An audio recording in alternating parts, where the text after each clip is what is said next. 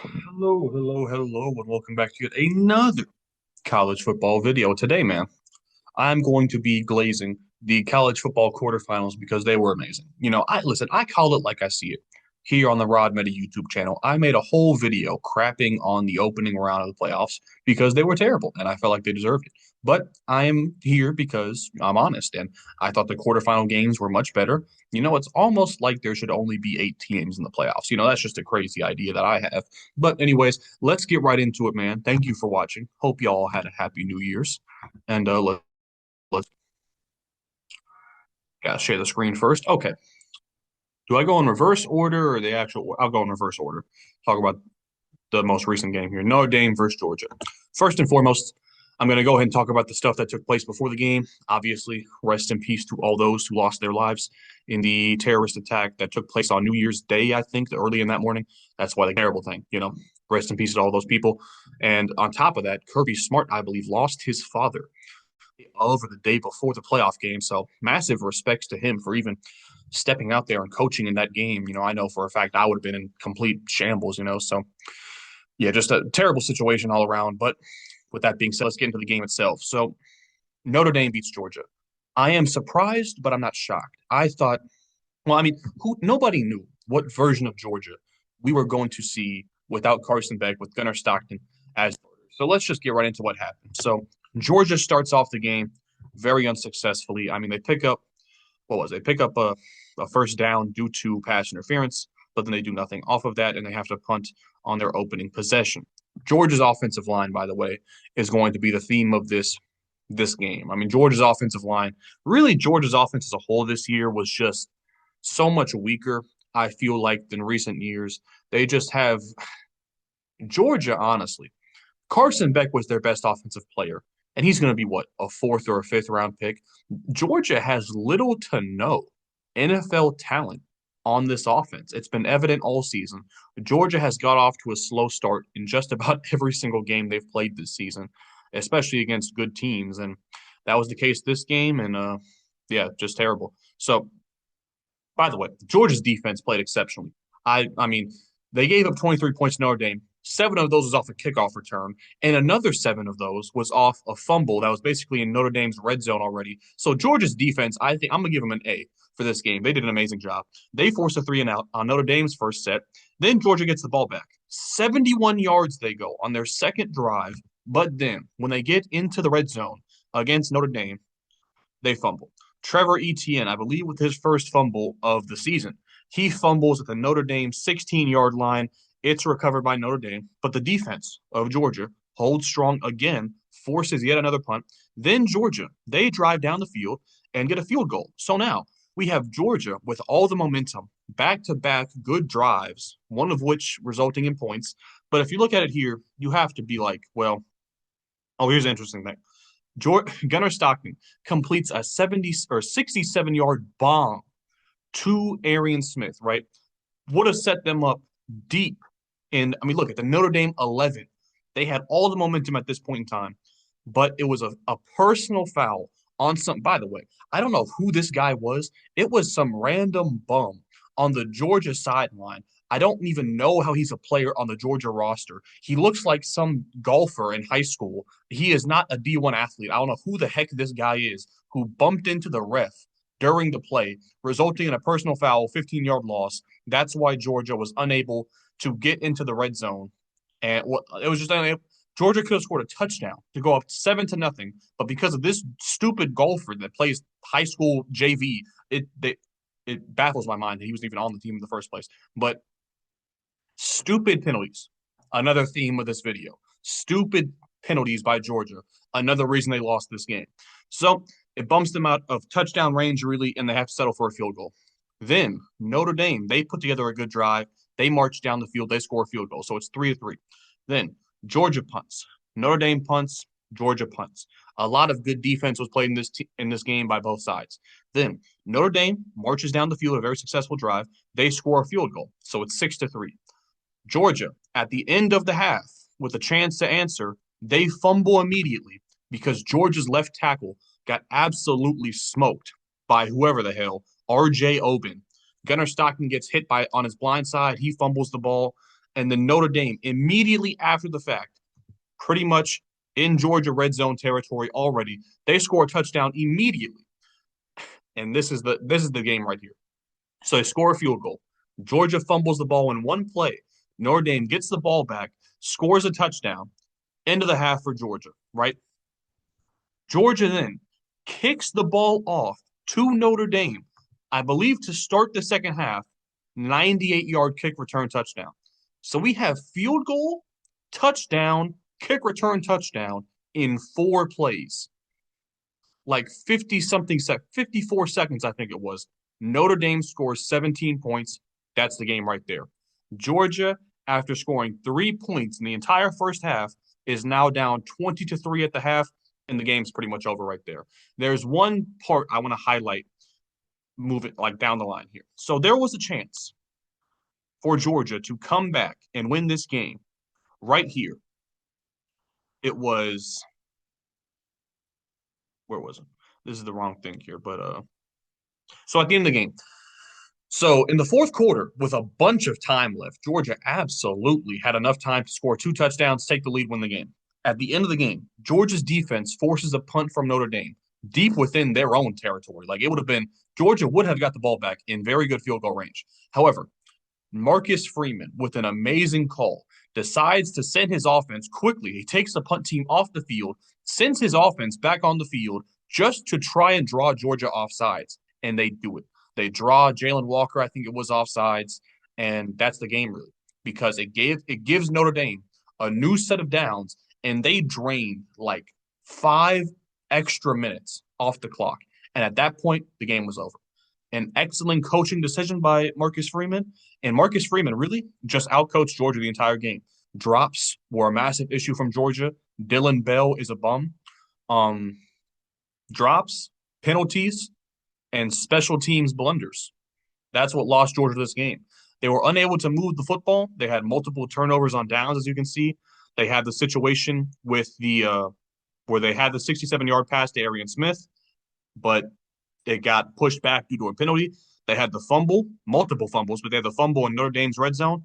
Multiple times, Georgia drove the ball down the field.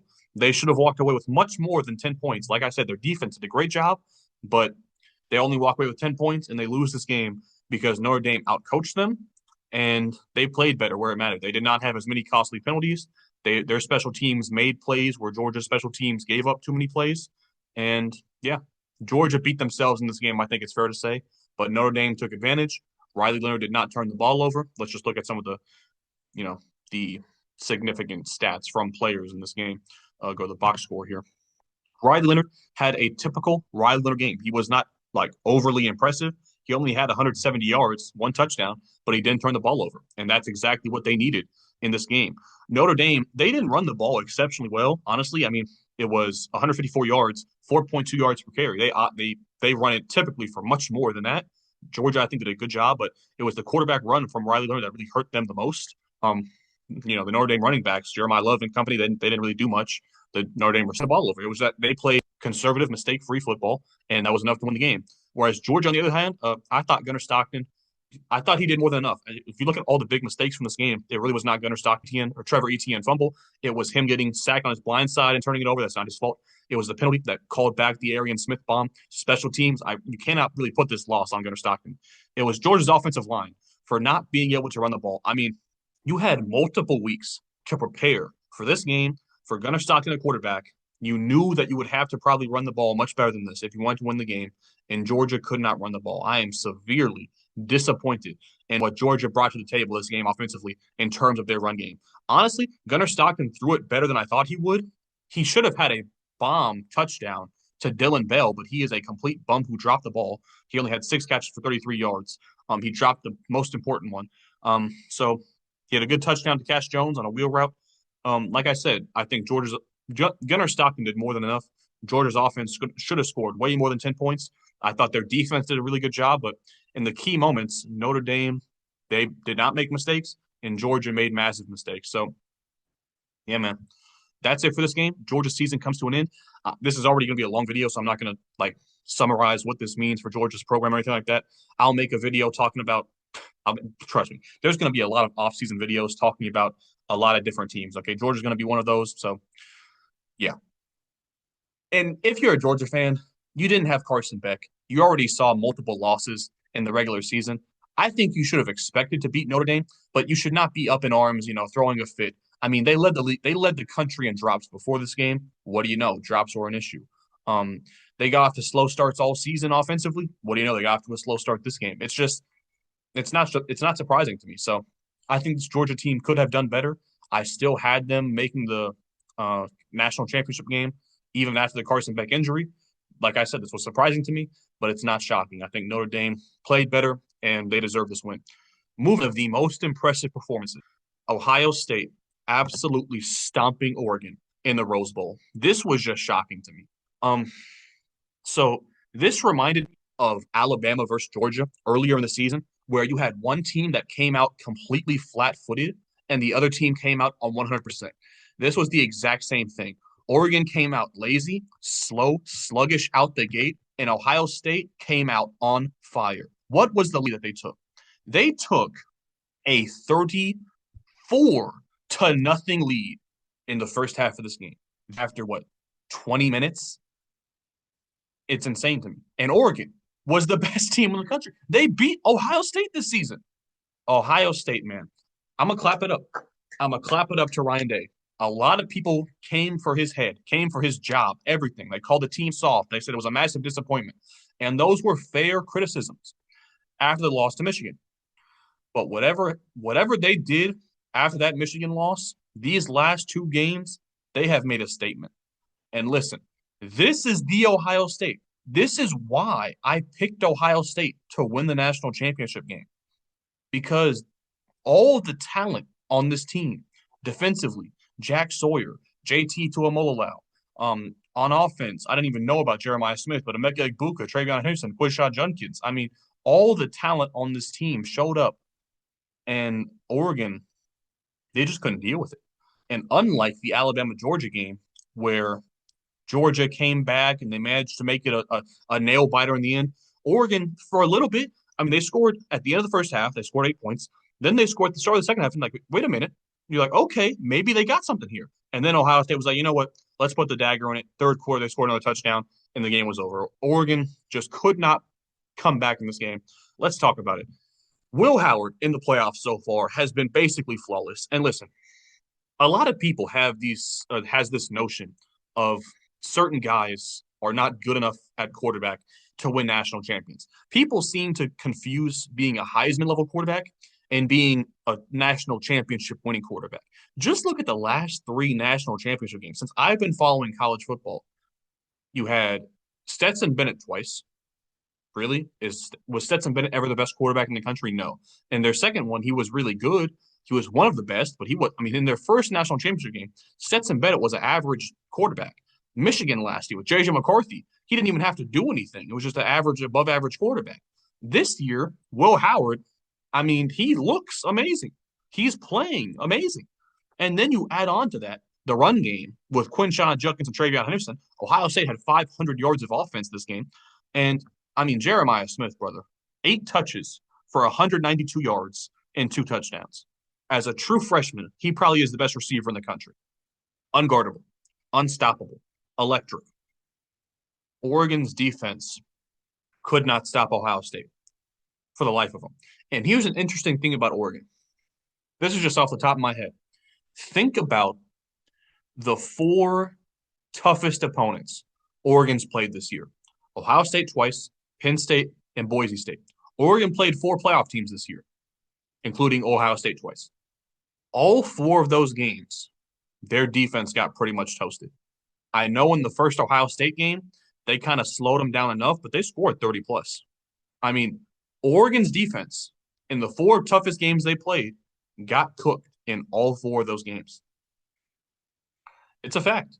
And listen, nobody was saying that Oregon has the best defense in the country or anything like that, but they got toasted and roasted in all of their biggest games. So I feel like that's something worth mentioning. In this game, they didn't have Evan Stewart for some reason. I think he got hurt during warmups, but I don't even think that mattered. I mean, they had negative 23 rushing yards in this game.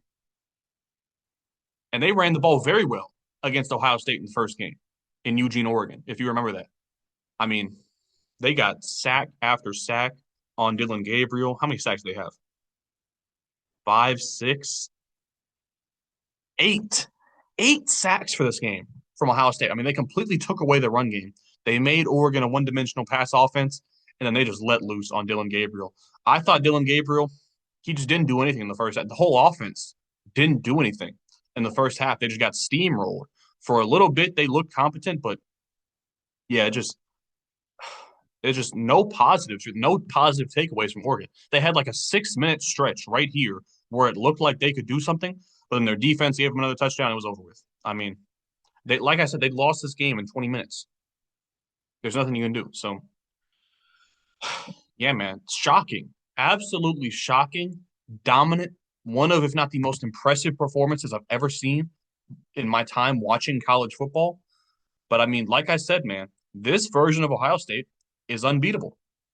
If they show up like they have these last two games offensively, nobody can stop them, and their defense has played lights out. Nobody can do anything against this version of Ohio State. They could and should, at this point, win the national championship for me. So, yeah, shocking. Shocking. Still a good season from Oregon, but I mean, this is going to be a lasting impression. Oregon fans and everybody about Oregon that when they think about them are going to think about this game. And Oregon got steamrolled. Shocking. Let's now move on to Texas versus Arizona State. Maybe, not definitely, the best game so far of the playoffs. This is going to go down as an all-time classic. And listen, some people, well, let's just talk about the game itself. I mean, Texas got off, honestly, I thought the game was over. Texas got off to a very hot start in this game.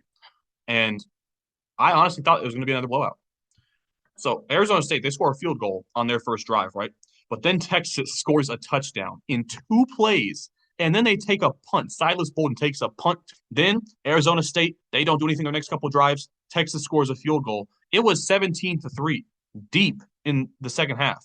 And then Arizona State misses a field goal to end the half. So at halftime, we have Texas pretty much dominating, and Arizona State turnover on downs, missed field goal, gave up a punt return touchdown. I thought it was completely over at halftime. But in the second and third quarter, Arizona State's defense did a great job of locking down. And look here, they forced a 3-and-out punt, hold them to a field goal, 3-and-out punt. Go to the second half now. 3-and-out punt, safety. So Arizona State's defense shuts down Texas for a big portion of this game, but their offense, it took so long for them to start getting them, like finding their rhythm. So I score a field goal here in the third quarter. But look at this, man. Arizona State lost this game in the first 35 minutes with all these turnover on downs, missed field goals, failure to Arizona State's offense just made too many mistakes in the first 40 minutes of this game that they could not bounce back from. However, in the fourth quarter, Arizona State came to play. Okay. Texas scores a touchdown. So they go up 24-8 in the fourth quarter, I believe. Arizona State drives down, scores a touchdown. They get a pick off of Texas. They score another touchdown. They get the 2-point conversion. Texas misses a field goal. Then Arizona State, Texas defense gets a stop. Texas gets the ball back. I'm like, oh, the game's over. So Texas drives down again. Another chance to win the game. They miss another field goal, and we got overtime. And listen, at this point in time, before I mentioned Cam Skattebo, I want to put this out there. Rod Meddy, gave Cam Skattebo on this channel the Dog of the Year award like a week or so ago. That has been the most excellent thing I've ever done on this channel because Cam Skattebo came to play in this game. One of the most inspirational individual performances I have ever seen in any sport. Cam Skattebo was throwing up during the game because he was so gassed and so tired, and he still put together a masterclass performance in the fourth quarter and overtime. So Arizona State, they score a touchdown in the first overtime period. Texas matches that. Then Texas scores a touchdown in the second overtime period and wins the game because Arizona State cannot match. They get an interception to end the game, and Texas wins. Listen, a lot of people are going to point to the non-targeting call that was clear as day targeting. That was suspicious.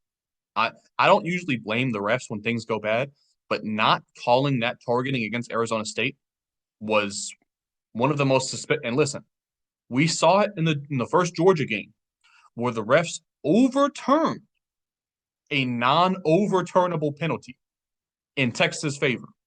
And now in this game, we have a booth review which calls a clear as day textbook targeting, not targeting. It's suspicious. If it happened one time, it'd be very strange. For Texas to get arguably the two most controversial calls of the entire college football season, both in their favor, very suspicious. I'm rooting for Ohio State to beat them. However, if we're being honest here, Arizona State lost this game in overtime. They lost this game. They really lost it in the first half by just not in the first. I said it already. They lost this game in the first 40 minutes by not doing anything offensively.